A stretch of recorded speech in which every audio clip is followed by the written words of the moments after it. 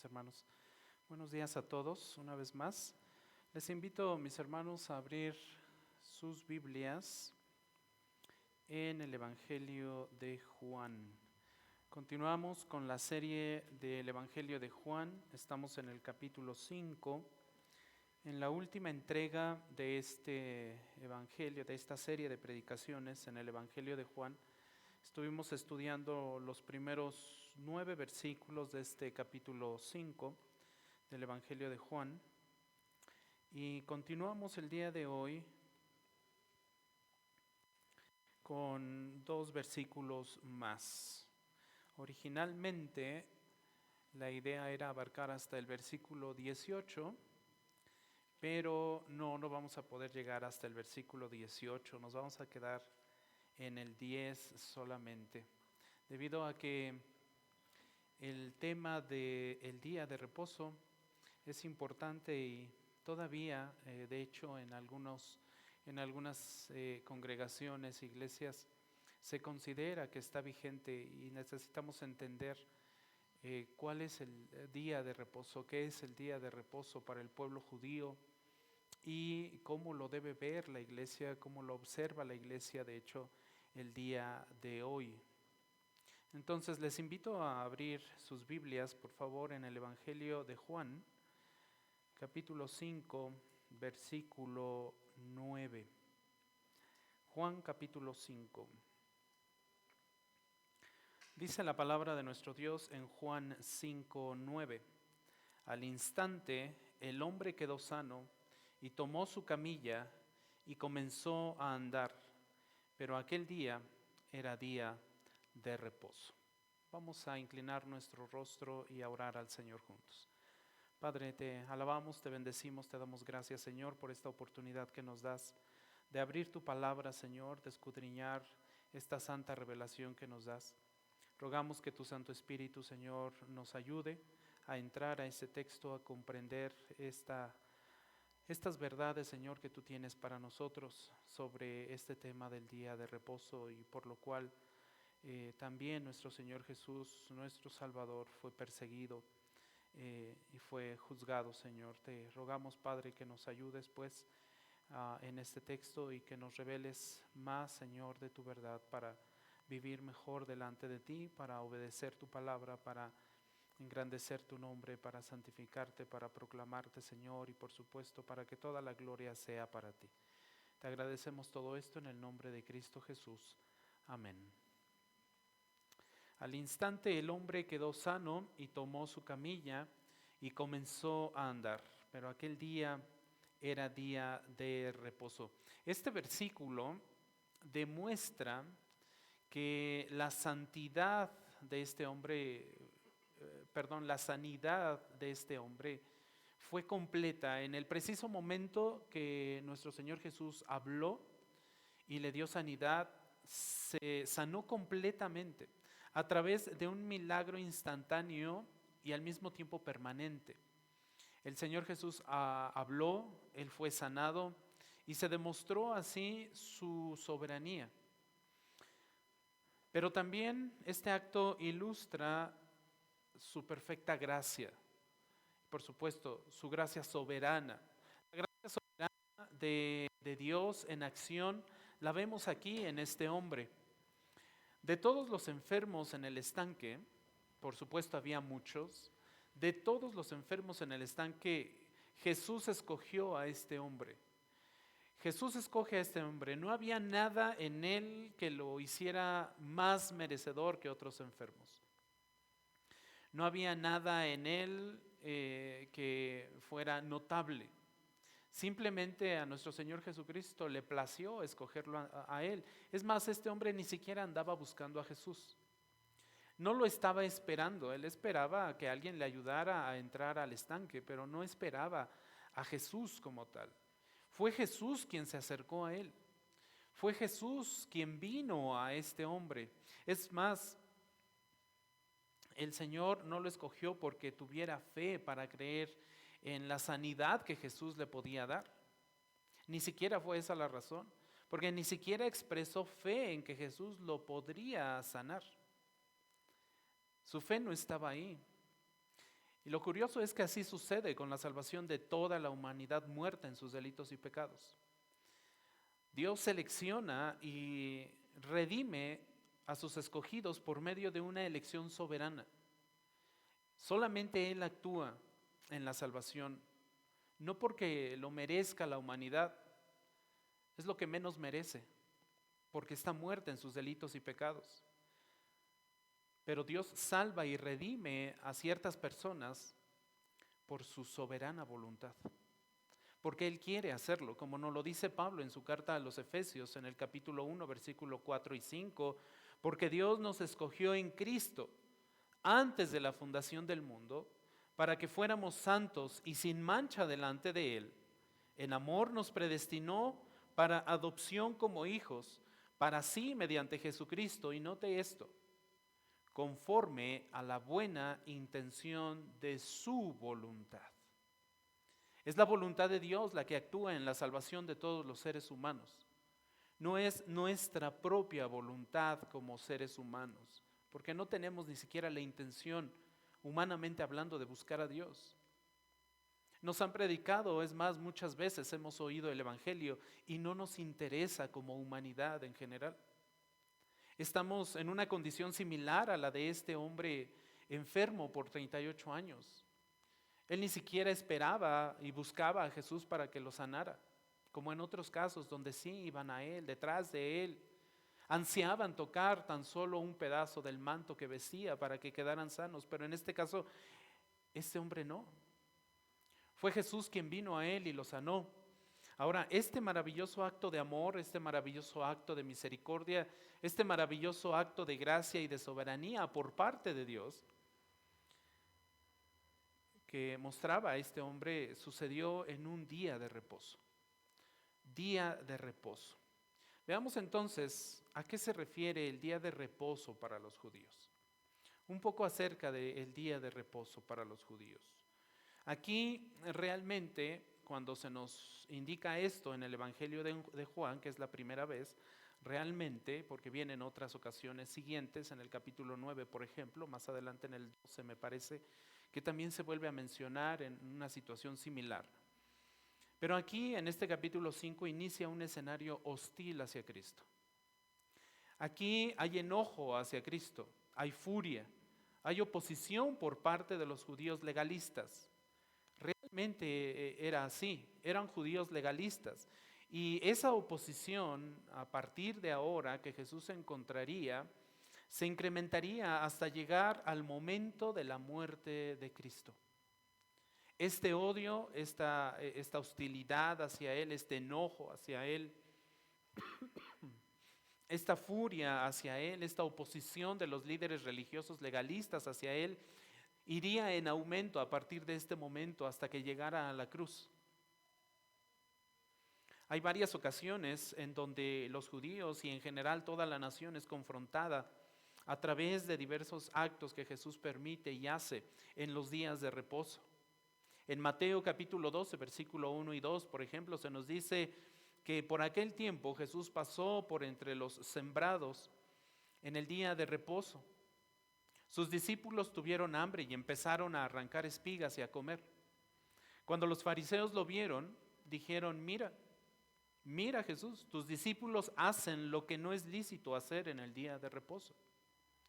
No estaba permitido, según la ley judía legalista, según la tradición judía oral, no estaba permitido espigar y comer.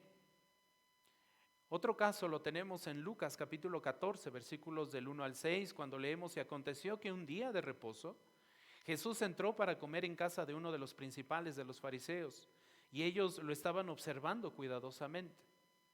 Y ahí enfrente de él estaba un hombre hidrópico. Dirigiéndose Jesús a los intérpretes de la ley y a los fariseos, les dijo: ¿es lícito sanar en el día de reposo o no? Pero ellos guardaron silencio. Y él, tomando al hombre de la mano, lo sanó y lo despidió. Y a ellos les dijo: ¿a quién de ustedes, si se le cae un hijo o un buey en un hoyo un día de reposo, no lo saca inmediatamente. Y no le pudieron responder a esto. En Juan capítulo 9, versículos 14 al 16, encontramos algo similar también, y era día de reposo, dice la Escritura, en que Jesús hizo el barro y le abrió los ojos. Por eso los fariseos volvieron también a preguntarle cómo había recibido la vista, y él les dijo: me puso barro sobre los ojos y me lavé y veo. Por eso algunos de los fariseos decían: este hombre no viene de Dios, porque no guarda el día de reposo. Pero otros decían: ¿cómo puede un hombre pecador hacer tales señales? Y había división entre ellos. Vean cómo juzgaban a nuestro Señor Jesucristo, como un hombre pecador, como un hombre que no venía, según ellos, de Dios, siendo que Él era Dios, como vimos en el capítulo 1 del Evangelio de Juan. Esto creó la discordia, esto creó el enojo, el hecho de que ellos vieran a Jesús hacer milagros, curar a ciegos, permitir que sus discípulos comieran en los campos y espigaran, algo que según la ley judía legalista no estaba permitido. Porque el Señor permitió a sus discípulos precisamente espigar y comer, y escogió sanar a estos hombres justo en el día de reposo. Fue perseguido, fue odiado, pero lo hizo para un propósito en específico, para confrontar la superficialidad, siempre me trabo, mis hermanos, la superficialidad y la bancarrota del legalismo judío. Esto no era más que el legalismo judío. El Señor no solo quería mostrar su misericordia a este hombre, el Señor no solo quería mostrar su gracia a este hombre enfermo por 38 años, también quería llamar a la nación al arrepentimiento. Quería que la nación de Israel se arrepintiera. Quería confrontar la autojustificación del pueblo judío y, por supuesto, confrontar todas aquellas estipulaciones, todas aquellas reglas, todas aquellas leyes, todas aquellas normas no bíblicas que les hacían llevar una vida espiritual falsa y muerta. Samuel Pérez Millos, en su comentario, dice lo siguiente: los fariseos habían establecido una normativa legal minuciosa, pormenorizada, pero absolutamente ridícula. Esto era la ley realmente, algo ridículo, la ley legalista. Aquello que estos judíos estaban enseñando, que eran preceptos de hombres. No la ley de Dios, no la ley bíblica, por supuesto. Todas aquellas normas legalistas eran ridículas. Se habían vuelto expertos realmente estos hombres en sustituir los mandamientos de Dios con sus tradiciones. Por eso en Mateo 15, versículo 9 se nos dice: pues en vano me rinden culto, les dice nuestro Señor Jesucristo a estos hombres. En vano me rinden culto, en vano me honran, porque enseñan doctrinas, enseñan como doctrinas preceptos ¿de qué, iglesia? De hombres. Este es un grave peligro para la iglesia. Aún hoy en día, muchas iglesias son guiadas precisamente por preceptos de hombres antes que por la Biblia. Oímos decir: es que así lo hemos hecho siempre. Es que nuestra iglesia así siempre lo ha hecho, pero no está en la Biblia. No, eso no importa. No importa que no esté en la Biblia. Lo importante es que así siempre lo hemos hecho y no lo vamos a cambiar. Hoy, los preceptos de hombres, aquello que Jesús estaba buscando confrontar, hoy esos preceptos de hombres valen más que la propia Escritura, que la propia revelación de Dios. Y en eso debemos tener mucho cuidado. Las regulaciones del día de reposo eran centrales en el judaísmo legalista del tiempo de Jesús y se habían vuelto un tema dominante en la vida judía. No había judío que no buscara practicar y llevar a cabo y obedecer estas reglas y estas normas, pero Jesús no se preocupó por esas tradiciones rabínicas. No se preocupó en lo más mínimo por buscar llevarlas a cabo, por obedecerlas, porque los rabinos estaban malinterpretando el día de reposo dado por Dios. Esa era la razón realmente por qué Jesús no se sujetaba a estas normas, a estos preceptos de hombres. Con sus tradiciones buscaban obtener la aprobación de Dios. Con sus normas buscaban obtener beneficio de parte de Dios, pero el día de reposo era más que esas pesadas reglas y normas humanas que habían puesto sobre el pueblo de Israel. Debió ser un regalo para ellos, como dice Marcos en el capítulo 2, 27. Cuando leemos, él continuó diciéndoles: el día de reposo se hizo para el hombre y no el hombre para el día de reposo. Lo que estas palabras en Marcos capítulo 2, versículo 27 quieren decir es que Dios instituyó el día de reposo para beneficiar al ser humano, para bendecir al ser humano, dándole un día para descansar de su trabajo y para hacerle de bendición. Para eso instituyó Dios el día de reposo, para beneficio del hombre. No para que el hombre estuviera atado a una serie de normas, cuidando cumplirlas completamente en este día para no ofender a Dios o para obtener el beneficio de Dios. Pero los fariseos lo transformaron en una carga tremenda para el pueblo. Hicieron que los hombres se convirtieran en esclavos de toda una serie de regulaciones humanas, pero no regulaciones por parte de Dios. Más importante aún, en Marcos capítulo 2, versículo 28, allá abajito, leemos lo siguiente: el Hijo del Hombre es Señor aún del día de reposo. ¿Quién es el Hijo del Hombre? Jesús, el Hijo de Dios. Lo que Jesús estaba diciendo aquí es que Jesús mismo era mayor que el día de reposo. ¿Por qué? ¿Por qué era mayor que el día de reposo? Porque Él era Dios, simplemente por eso. Él era el que había establecido el día de reposo. Él lo había creado y lo había dedicado para bendecir a la humanidad. Si alguien tenía el derecho de actuar en el día de reposo, era precisamente Jesús. Pero se lo querían prohibir. Pero le cuestionaban: oye, ¿por qué lo sanas? Oye, ¿por qué haces el bien? Oye, ¿por qué permites que tus discípulos coman? Eso no está permitido en el día de reposo. Con su autoridad, Jesús podía rechazar las regulaciones de los fariseos y restaurar la intención, la verdadera intención original de Dios para el día de reposo. Y eso es precisamente lo que Jesús estaba intentando hacer al confrontarlos con estas acciones. Y es cierto, en el Antiguo Testamento, cuando nosotros vamos al Antiguo Testamento, vemos que el Antiguo Testamento prohibía en el día de reposo que el hombre trabajara. Lo vemos específicamente dado en los 10 mandamientos. Ustedes recuerdan Éxodo capítulo 20, donde se dan los 10 mandamientos. Bueno, este es el cuarto mandamiento. Dato curioso es que de estos 10 mandamientos que fueron dados en el Antiguo Testamento, en Éxodo 20, de los 10, 9 están vigentes porque son ley moral. Uno ya no está vigente. ¿Cuál creen que sea el que no está vigente? El día de reposo.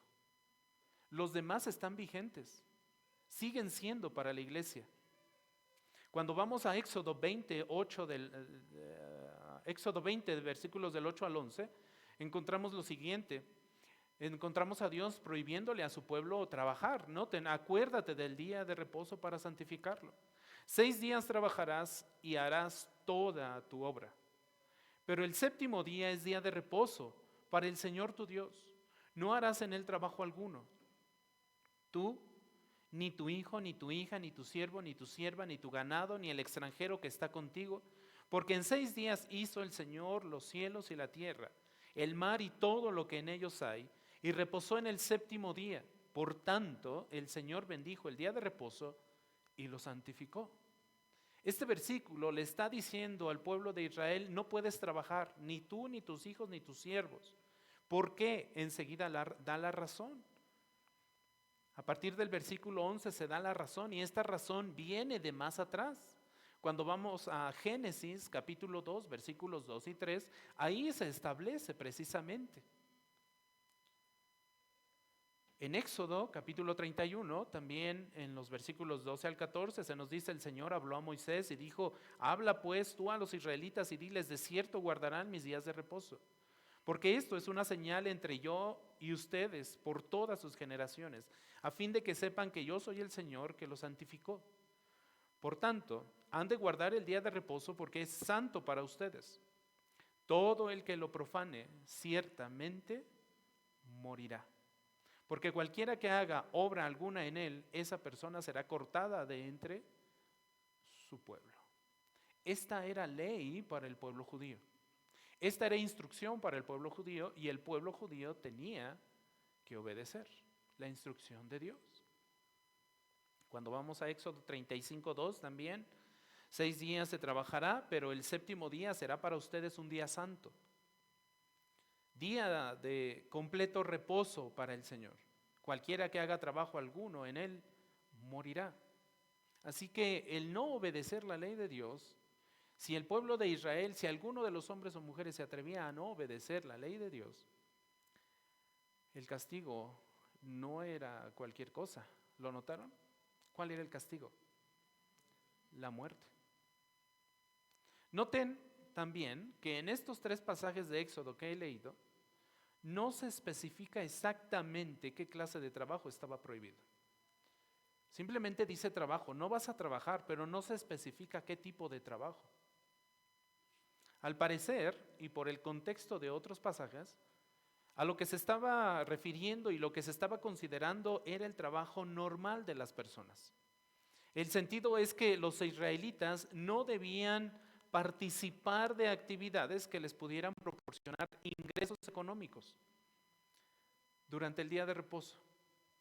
No podían hacer ningún tipo de trabajo que les generara dinero a ellos, porque entonces el enfoque ya cambiaba. La prioridad en el día de reposo para un israelita era dedicarse a su Señor, era buscar a su Señor, era descansar en su Señor, era reposar en su Señor, no hacer negocios en el día de reposo. Pero la tradición rabínica, la tradición judía legalista fue más allá. Enlistó 39 categorías diferentes de trabajo. Y cuando esta ley judía humana enlista estas 39 formas de trabajo que estaban prohibidas hacer, al mismo tiempo de ahí desprende muchísimas más implicaciones. En el Mishnah, que es el documento que rige al pueblo judío, así se llama, Mishnah, este documento o esta serie de compendios, esta es una colección realmente escrita de las tradiciones orales judías. Toda aquella tradición oral que fue pasando y pasando y pasando de generación en generación, por ahí del siglo III, fue compilada, fue escrita y surge el Mishnah. También se le conoce hoy como la Torah oral, que es muy diferente a la Torah escrita, la palabra de Dios. Esta es tradición oral, no es bíblica, no fue dada por Dios, simplemente tradición oral pasada de generación en generación. Bueno, la Mishnah enlista los principales actos de trabajo. Tal vez no se alcance a ver, pero se los voy a leer. La Mishnah en el capítulo 7, en el párrafo 2, dice lo siguiente: los principales actos de trabajo prohibidos en sábado, porque el día de reposo en la Biblia es los días sábados. Inicia el día viernes y culmina el día sábado. Y dice el Mishnah, los principales actos de trabajo prohibidos en sábado son 40 menos 1, a saber, sembrar, arar, segar, atar en gavillas, trillar, aventar, limpiar frutos, moler, cerner, amasar, coser, esquilar lana, blanquear, peinar, teñir, hilar, urdir, hacer 2 mallas, tejer 2 hilos, separar 2 hilos, hacer un nudo, deshacer un nudo, coser con 2 puntadas, rasgar para coser con 2 puntadas, cazar ciervos, sacrificarlos, despellejarlos, salarlos, preparar la piel, raspar el pelo, cortarlo, escribir 2 letras simples, borrar para escribir 2 letras, construir, demoler para reconstruir, encender, apagar el fuego, martillar, trasladar de un lugar a otro. Estos son los principales actos de trabajo, 40 menos 1. Bajo esto se regía el pueblo judío. 39 actos prohibidos de trabajo que no debía hacer nadie en el día de reposo. Y de esto se desprenden muchas cosas más que hasta el día son vigentes para el pueblo judío y que tienen esa carga. ¿Y notaron el último? El último es precisamente y refiere a transportar bienes. ¿Qué había hecho este hombre que había sido sanado por Jesús? Estaba cargando su camilla, ¿lo recuerdan? Jesús le dijo, levántate, toma tu camilla y anda. Tal prohibición rabínica de cargar cosas en el día de reposo la basaban principalmente en dos pasajes. Dos pasajes, uno de ellos se encuentra en Nehemías, capítulo 13, versículos 15 al 18.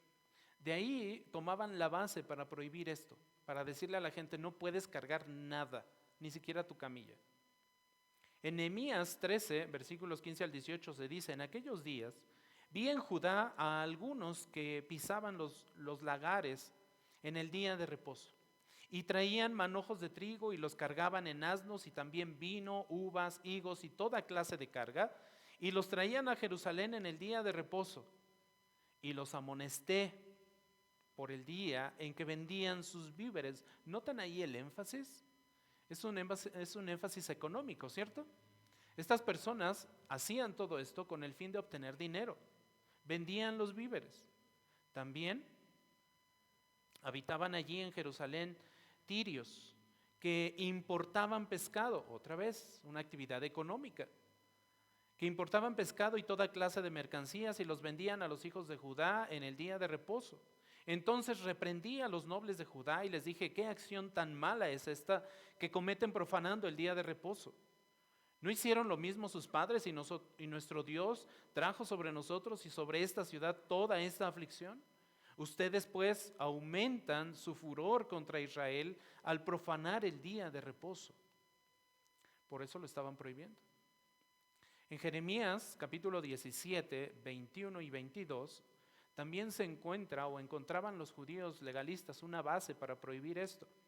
Dice el versículo 21, así dice el Señor, cuídense por su vida, de no llevar carga en día de reposo y de meterla por las puertas de Jerusalén. Tampoco saquen carga de sus casas en día de reposo, ni hagan trabajo alguno, sino santifiquen el día de reposo como mandé a sus padres. Por eso, cuando vamos al capítulo 5 de Juan, en el versículo 10, dice, por eso los judíos decían al que había sido sanado, es día de reposo y no te es permitido cargar tu camilla. Esta era la razón y este es el trasfondo cultural de por qué ellos estaban prohibiéndole esto al pueblo de Israel y veían mal que cargara su camilla. Veían mal que Jesús sanara en el día de reposo, que permitiera que sus discípulos comieran. Sin embargo, por contexto, en los pasajes que acabamos de leer, sabemos que estos pasajes iban dirigidos a individuos que trabajaban en sus negocios económicos en el día de reposo. Eran instrucciones para personas que osaban trabajar y obtener un beneficio económico a través de sus actividades en el día de reposo. Esa era la instrucción, ese era el énfasis. Es por ello que no aplicaba a este hombre que había sido sanado, porque él no se ganaba la vida cargando su camilla. No era esta una actividad con la cual él obtuviera dinero para vivir. Por eso no debía aplicarse a él. Como podemos ver, fue por violar la ley rabínica y no por violar la ley bíblica que estos judíos legalistas, es decir, estas autoridades religiosas, confrontaron a aquel que había sido sanado. Lo estaban acusando, sí, por faltar a la ley, pero a la ley rabínica, a la ley de hombres, a la tradición oral. Pero no estaba infringiendo la ley de Dios, la ley moral de Dios, la ley para los judíos, la ley que había sido dada por Dios para el pueblo de Israel. No. En lugar de alegrarse por la sanidad de este hombre, lo castigaron, lo juzgaron por romper las leyes humanas.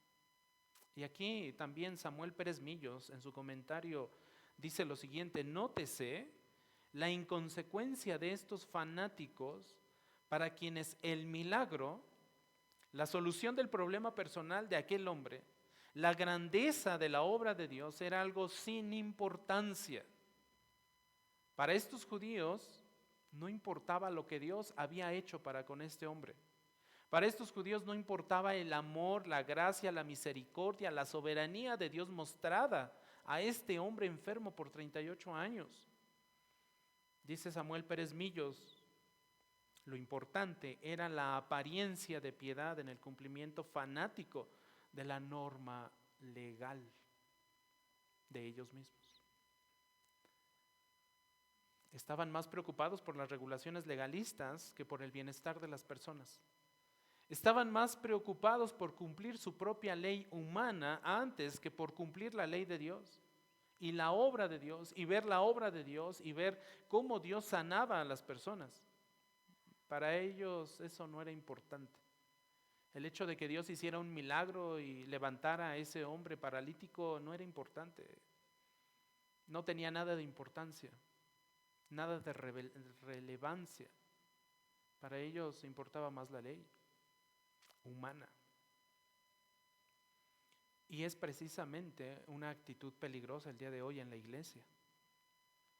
Hoy en las iglesias también podría estar predominando más la ley humana que la ley bíblica, la ley de Dios, la palabra de Dios, las normas de Dios, los principios de Dios. Por ello el Señor dice de ellos, de estos hombres, en Mateo 24:3, atan cargas pesadas y difíciles de llevar y las ponen sobre las espaldas de los hombres, pero ellos ni con un dedo quieren moverlas. Cargas que ni ellos mismos pueden llevar. Y tienen a la gente manipulada, tienen a la gente atada, tratando de cumplir una ley humana cuando ni siquiera ellos la pueden cumplir en su propia vida. Por esta actitud el Señor también los reprende con mucha dureza, con mucha fuerza. Ahí mismo en Mateo 23:13 y les dice: ay de ustedes, escribas y fariseos hipócritas, que cierran el reino de los cielos delante de los hombres, porque ni entran ustedes ni dejan entrar a los que están entrando. Por eso es peligroso. Por eso debemos estar atentos a la palabra de Dios, a lo que ella dice que hagamos y que no hagamos. La falsa religión del judaísmo, así como todos los demás sistemas falsos que hoy pudieran existir, todos los sistemas religiosos falsos que hoy pudiéramos conocer, no pueden cambiar el interior, pero sí buscan constantemente manipular la vida externa de las personas. Y hay que tener cuidado con eso. No permita en ningún momento que le manipulen. No permita en ningún momento que otra persona imponga cargas que no debe de llevar. Si un día llega el pastor Sam y le dice: hermano, tienes que venir a partir del día viernes a las 6 de la tarde y estar todo el día viernes y sábado aquí guardando el día de reposo, por favor, sáquelo a patadas. Es una carga que no debe de llevar. Que no impongan sobre usted carga que no debe de llevar. Conozca la Escritura, conozca la ley de Dios, conozca lo que el Señor dice en su palabra. De esta forma entonces el hombre había transgredido la tradición oral, pero no la ley del Antiguo Testamento. El hombre sanado no estaba en ningún momento faltando a la ley del Antiguo Testamento, a la ley dada por Dios. Ahora, esto nos lleva y nos debe de llevar entonces a preguntarnos de qué trata realmente el sábado o el día de reposo. ¿Cómo deben entender los cristianos el día de reposo? ¿Aplica para los cristianos el día de reposo? La respuesta más simple y sencilla es no. Para los cristianos no es aplicable el día de reposo. De los 10 mandamientos que se dieron en Éxodo, 9 sí están vigentes. son ley moral y están vigentes los 9 y están ratificados. Esos 9 mandamientos están ratificados en el Nuevo Testamento. Hay pasajes, hay versículos que ratifican esos 9 mandamientos, pero este no. Este no. De acuerdo con la evidencia bíblica del Nuevo Testamento, creemos que como iglesia no estamos sujetos ni obligados a observar el día de reposo del Antiguo Testamento, el sábado. Cuando se habla de día de reposo en la Biblia se está refiriendo al sábado. Es más, el hebreo es Shabbat. Tal vez lo han escuchado. El pueblo judío lo lleva a cabo. Llevan su Shabbat, lo inician los viernes a las 6 de la tarde y termina el sábado. Es un día dedicado, pero es para ellos. Para la iglesia no. No estamos sujetos ni obligados a llevar este día, dado que este formaba parte precisamente de las leyes para el pueblo de Israel. Y de hecho, el apóstol Pablo lo anula. ¿Dónde lo anula? En la carta a los Colosenses.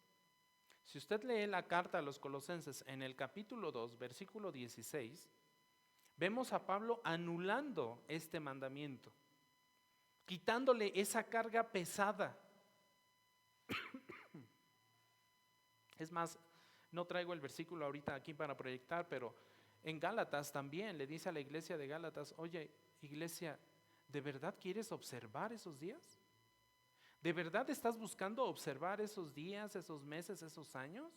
¿De verdad estás buscando, iglesia de Galacia, observar y llevar a cabo esas festividades judías? Y les dice Pablo: se me hace que están muy pequeños todavía. No han entendido lo que es el evangelio. En Colosenses, a la iglesia de Colosas, en el capítulo 2, versículo 16, les dice: por tanto, que nadie, y subraye esa palabra, que nadie se constituya un juez de ustedes con respecto a comida o bebida, o en cuanto al día de fiesta, o luna nueva, o día de ¿qué, iglesia? De reposo. Con este versículo el Señor está anulando el cuarto mandamiento. Ya no hay nadie que deba y pueda constituirse un juez de nosotros y nos diga qué comer y no comer. Seguramente hemos escuchado: no comas carnitas porque es animal con pezuña. No aplica para nosotros, no aplica para la iglesia. No comas camarones, por favor. No, está prohibidísimo. No estamos sujetos a esta ley. Aquí se nos deja claro que los colosenses, al igual que todos los cristianos en todos los tiempos, no estaban obligados a observar las restricciones del Antiguo Testamento con respecto a la dieta judía, con respecto a las fiestas judías, con respecto a las celebraciones judías o religiosas, a las celebraciones del Shabbat. La iglesia no. Y noten que aquí Pablo está hablando a una iglesia gentil, ¿cierto? Colosas está en Turquía, en la actual Turquía. Era una iglesia gentil, no judía. Tal vez había uno que otro judío por ahí, dentro de la iglesia, pero en su mayoría eran gentiles. El día de reposo mosaico no debía tener ningún lugar simbólico y mucho menos ritualista en la vida de los nuevos creyentes gentiles. Hoy hay quien por ignorancia decide hacerse judaizante y busca guardar estos días y busca llevar esta dieta y busca no comer animal con pezuña y busca guardar el sábado, en fin, muchas cosas, y ya piensan que con eso ya forman parte del pueblo escogido de Dios, elegido de Dios. No es así. Eso es para el pueblo de Dios, eso es para Israel, pero no para la iglesia. Es por ello que nunca, usted puede hojear su Biblia desde Juan hasta desde Mateo, hasta Apocalipsis, y nunca va a encontrar en el Nuevo Testamento un mandamiento, una instrucción, un principio que anime a los cristianos a observar el día de reposo. No lo va a encontrar. Desde Mateo hasta Apocalipsis no va a encontrar ninguna instrucción para la iglesia a guardar el día de reposo. Ahora, en segundo lugar, lo que sí vemos y que es aplicable a la iglesia es lo siguiente.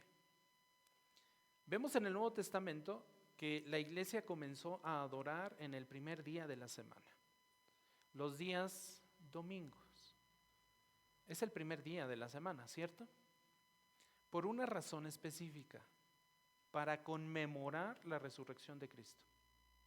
Esa es la base, y también este es otro tema que también nos podría abarcar una hora. Ya llevo una hora, ¿verdad, mi hermanito? Con razón el hermanito Oscar ya me está haciendo, ya córtele. Ese es otro tema también que nos podría llevar a profundizar, nos permitiría profundizar. ¿Por qué el domingo? Decía el pastor MacArthur en una predicación que dio por ahí del 2009, creo, 2008. En China adoran en domingo, en Rusia adoran en domingo, en India adoran en domingo, en Japón en domingo. Todas las naciones adoran en domingo, buscan al Señor. ¿Por qué no otro día? Bueno, hay una base, que no voy a entrar a esa base, la vamos a ver así muy superficialmente con estos pasajes, pero se puede profundizar más.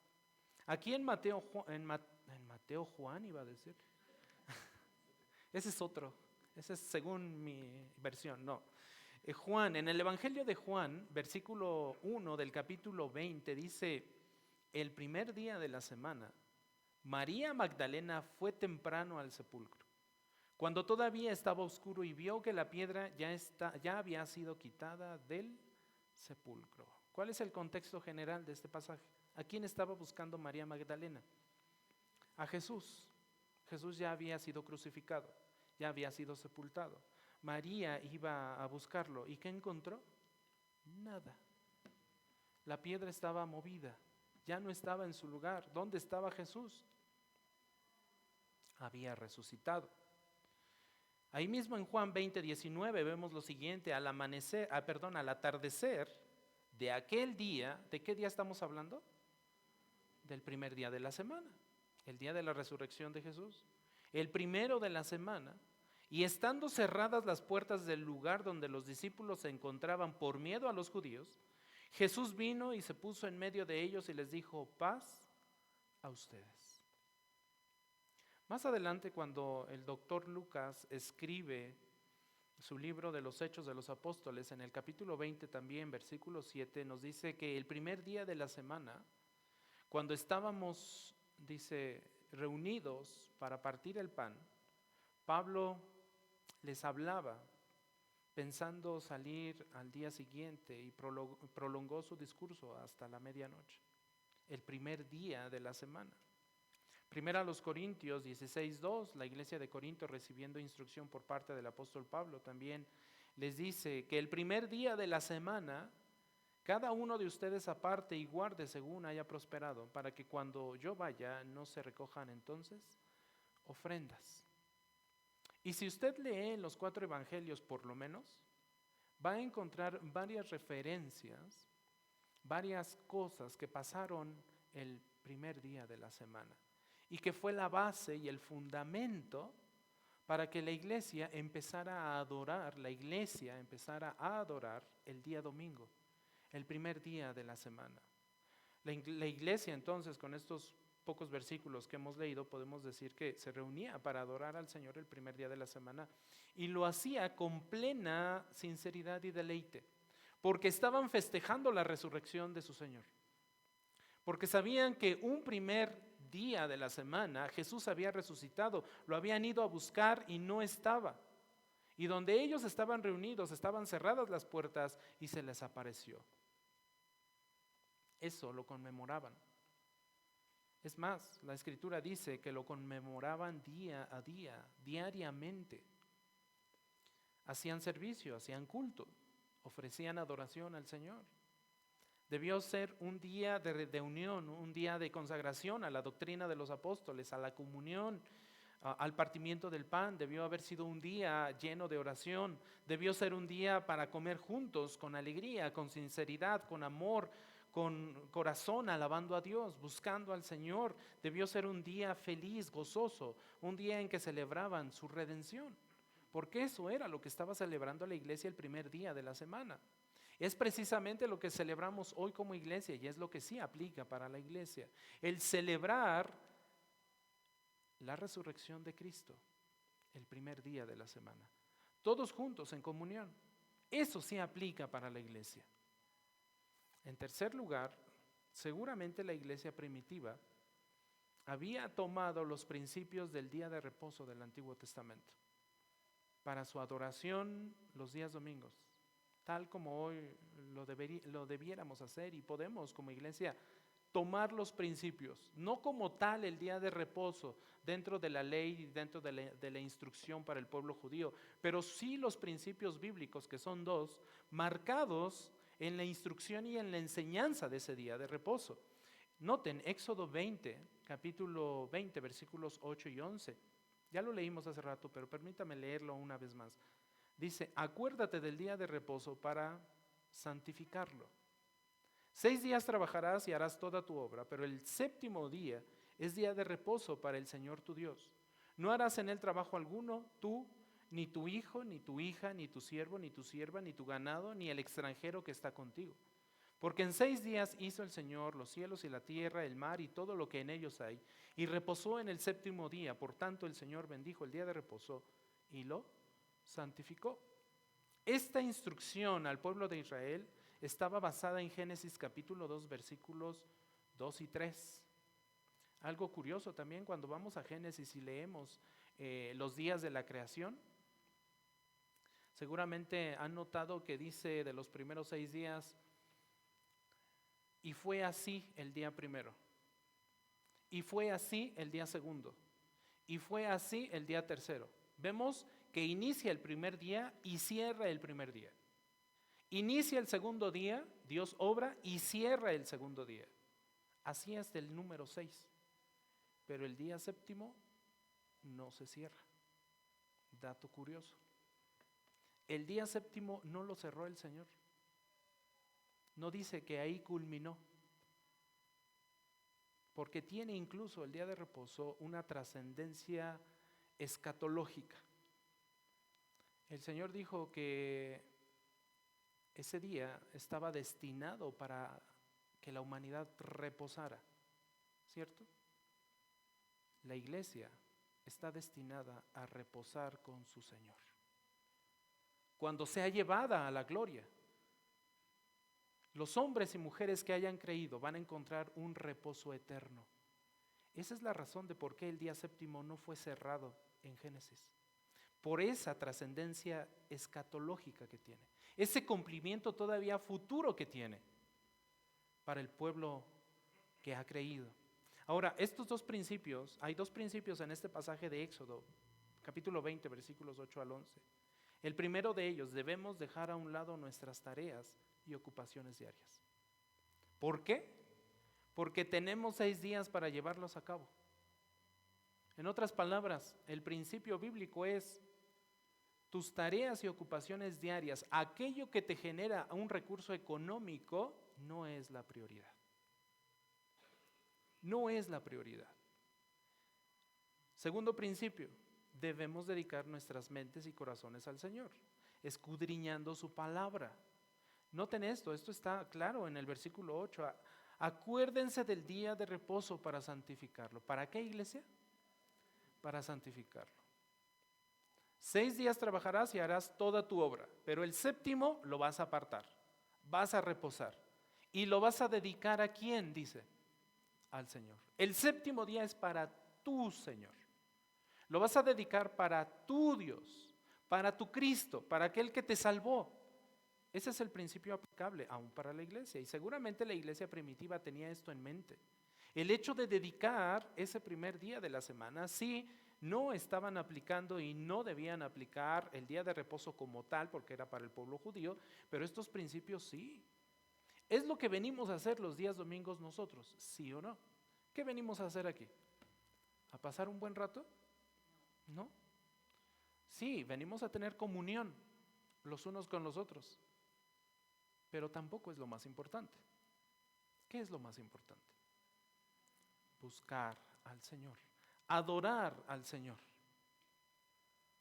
Esa es nuestra prioridad el día de hoy. Ese es, si lo queremos ver así, ese es nuestro día de reposo. Este es nuestro día para el Señor. Ya tuve 6 días para hacer todo cuanto quise. Ya tuve 6 días para obtener todo el sustento económico que el Señor en su voluntad me haya querido dar. El séptimo es para ti, Señor. El séptimo es para ti, voy a dedicar este día para ti. Ese es el principio bíblico. Debemos dedicar nuestras mentes, nuestros corazones al Señor, escudriñando su palabra, conociendo sus maravillosas obras como creador, conociendo sus maravillosas obras como redentor. Y hablando de creador, precisamente ese es el énfasis del día de reposo. El día de reposo, dijo el Señor, ya actué, ya obré, ya creé 6 días. Ya trabajé 6 días. El séptimo voy a reposar. Y no crean que reposó porque el Señor se cansara. Dios no se puede cansar. Dios no se cansa. Eso era una celebración de un Dios creador. El Shabbat, el día de reposo, era para celebrar al Dios creador de todo lo que existe. El día de la iglesia, el día del Señor para la iglesia es para celebrar la resurrección de su Salvador. Es para celebrar la resurrección de aquel que vino a esta tierra a morir por nosotros, a darnos libertad. Ciertamente en nuestro país, en estas fechas, celebramos libertad. Hoy podemos celebrar esa libertad doble vez. Una, porque Cristo nos libertó de nuestro pecado. Otra, por nuestra nación, por supuesto. Pero en este día del Señor, debemos buscar conocerlo a Él, a nuestro Redentor, a nuestro Santificador, aumentar nuestro conocimiento de la santidad de Dios, nuestra propia santidad en Cristo. Por eso la Escritura dice, acuérdate del día de reposo. ¿Para qué, iglesia? Para santificarlo. Acuérdate del día del Señor, iglesia. ¿Para qué? Para buscar al Señor, para santificar ese día, para dedicar ese día al Señor. Y este es un principio que también nos enseña Isaías. El libro de Isaías, en el capítulo 58, el profeta Isaías nos dice lo siguiente. Isaías 58, 13 y 14. Noten cómo hay bendición cuando nosotros dedicamos tiempo y el primer día de la semana para el Señor. Noten lo que dice Isaías. Si por causa del día de reposo apartas tu pie para no hacer lo que te plazca en mi día santo, y es que hay una tendencia constante del ser humano a buscar hacer todos los días domingos, menos buscar a Dios, ¿sí o no? Nuestras prioridades no lo confirman. Buscamos hacer todo lo que le pase ahorita por la mente. Ay, si ahorita estuviera viendo la película. Ay, si me hubiera ido a pasear. Ay, ahorita. ¿Qué necesidad de estar escuchando ahorita al pastor Sam? No, mejor me hubiera ido al parque a tomar un helado. Muchas cosas podemos hacer y de hecho hacemos muchas ocasiones. Pero dice Isaías, si por causa del día de reposo apartas tu pie para no hacer lo que te plazca en mi día santo y llamas al día de reposo delicia, al día santo del Señor, honorable, y lo honras, no siguiendo tus caminos, no buscando tu placer, ni hablando de tus propios asuntos. ¿Le suena eso familiar? Parece que Isaías nos está describiendo, ¿verdad? Porque es lo que buscamos hacer muchas veces el día del Señor. Nuestros propios asuntos. Buscamos nuestro propio placer. Buscamos nuestros propios caminos. Versículo 14. Entonces te deleitarás ¿en quién? En el Señor. Entonces conocerás la delicia del Señor. Y yo te haré cabalgar sobre las alturas de la tierra. Y noten esto, y te alimentaré. ¿Esto de qué nos habla? El hecho de que el Señor nos alimente nos habla de sustento. Con la heredad de tu padre Jacob, porque la boca del Señor ha hablado. Entonces Isaías nos dice que el día del Señor en nuestra vida debe estar libre de actividades mundanas para que podamos dedicarnos por completo a la adoración y disfrute de Dios. En esa predicación del pastor MacArthur en el 2009 también decía, y fíjense, desde el 2009, ¿Qué decía? Ya no me acuerdo qué decía. Decía, los servicios dominicales vespertinos se están perdiendo. Es raro encontrar ya servicios dominicales vespertinos. ¿Sí o no? Eso pasaba en Estados Unidos, en California, desde el 2009. Hoy en nuestro México también. Se ha disminuido. Es raro encontrar servicios de la iglesia hoy los días miércoles. Eso yo creo que es algo que varias denominaciones, por ejemplo la bautista, ha buscado inculcar, mantener, a pesar de que son pocos, pero se busca mantener. Un servicio de estudio los días miércoles, un servicio vespertino los días domingos. Pero ¿qué creen? Se nos hace pesado. Es cansado. Ay, si con trabajos voy los domingos en la mañana, imagínense. Es un problema que va aumentando con los años.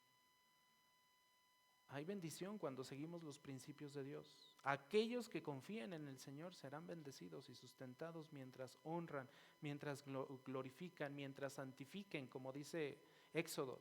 Acuérdense del día del Señor, acuérdense del día de reposo. ¿Para qué, iglesia? Para santificarlo, para honrarlo, para buscarlo. Conclusión. Dios santificó un día de cada 7. Dios santificó un día de cada 7. ¿Y qué quiere decir santificar? Apartar. Así como nosotros, ¿se dan cuenta que la Biblia nos llama santos a los que hemos creído? ¿Sí o no nos llama santos? ¿Por qué nos llama santos a los que hemos creído? Porque nos apartó. Génesis 2, versículo 2 y 3 nos dice que el Señor santificó ese día, bendijo ese día, lo apartó, lo separó de los otros 6. Y así como Dios descansó de su obra de la creación para deleitarse en ella, así también el hombre debe descansar del trabajo para glorificar y disfrutar de su Señor y disfrutar de su Dios. No debiéramos ver el domingo como un día difícil, como un día pesado. Esta cultura está predominando hoy también. Ver el domingo en la iglesia buscando al Señor como un día difícil y pesado. Estimulémonos mejor mutuamente con amor y gozo espiritual a hacer todas las cosas para la gloria de Dios. Esto aplica perfectamente a la iglesia. Noten lo que dice Hebreos 10, 24 y 25. Consideremos cómo estimularnos. ¿Quiénes a quiénes? Unos a otros. Noten aquí que la responsabilidad no solamente está en los servidores de una iglesia, no solamente está en el pastor de la iglesia. El escritor a los Hebreos es muy claro. Consideremos cómo estimularnos unos a otros. La responsabilidad en quién cae, iglesia. En todos. Unos a otros. ¿A qué? Al amor y a las buenas obras. Animémonos unos a otros. Andar en amor, en buenas obras. Y noten 25. No dejando de congregarnos, como algunos ya tienen por costumbre, sino que, iglesia, exhortándonos unos a otros. Otra vez, la exhortación no solamente la realiza el pastor, la exhortación la realizamos todos, según nuestro nivel de madurez también espiritual, por supuesto. Sino exhortándonos unos a otros, y mucho más al ver que el día se acerca. ¿Qué día se acerca? El día del Señor. Y cada vez estamos más cerca del día glorioso del regreso de nuestro Señor. Consideremos esto. Hoy tenemos un evento importante para nuestra iglesia. Podemos tener la oportunidad de convivir, de tener comunión unos con otros. Disfrutemos de esa comunión. Para eso se creó este día. Para eso el Señor nos dio este día. Para celebrar su resurrección. Para recordar que Él nos salvó. Vamos a orar. Padre, te amamos, te bendecimos. Te damos muchas gracias, Señor, por tu palabra. Te agradecemos este tiempo, Señor, en que nos has mostrado estas verdades, como el día de reposo, Señor, debiera ser observado por tu iglesia como el día del Señor. Por supuesto, son algo totalmente diferentes, uno aplicando para tu pueblo Israel y otro para tu iglesia, pero los principios esenciales, la esencia misma y la intención misma con la cual tú nos enseñas que creaste un día y apartaste un día para que nosotros te buscáramos y te honráramos, son los mismos. Te agradecemos todo esto, Señor, por tu amor, por tu gracia, por tu bondad, por tu misericordia y porque nos permite seguir creciendo, Señor, a través de tu palabra y el conocimiento de tu voluntad. En Cristo Jesús oramos. Amén. Muchas gracias, mis hermanos.